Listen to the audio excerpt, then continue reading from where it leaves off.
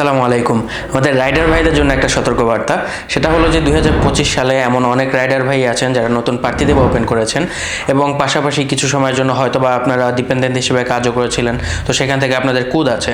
তো অনেকেরই এতদিনের অভ্যাস, এতদিন আপনারা যেভাবে সেটা চিন্তা করে আসছেন সেভাবে হয়তো বা সেটা চিন্তা ক্যালকুলেশন করতে যাবেন এবং দেখবেন যে ক্রেডিটও আছে, আপনাদের যেই যেই কয়েকটা কুদি আছে সেটা দিয়ে হয়তো বা দেখবেন যে ক্রেডিটও আছে এবং আলটিমেটলি ওই টাকাটা পাওয়ার আশায় সেটা চিন্তা করে ফেলবেন। কিন্তু আপনাদের জন্য বলতে চাইবো যে যারা 2025 সালে প্রার্থী দেবা ওপেন করেছেন এবং রাইডারের কাজগুলো করছেন, তারা কিন্তু এই বছর থেকে সেটা চিন্তা করতে পারবেন না। আপনাদের ইনকামটা মডেল উনিকর মাধ্যমে ডিক্লেয়ার করতে হবে।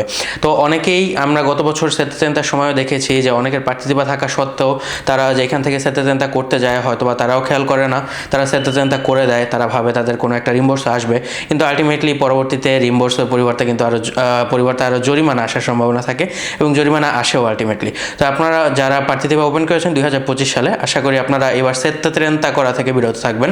আপনারা মডেল উনিকর মাধ্যমে আপনাদের ইনকামগুলো ডিক্লেয়ার করবেন। ধন্যবাদ।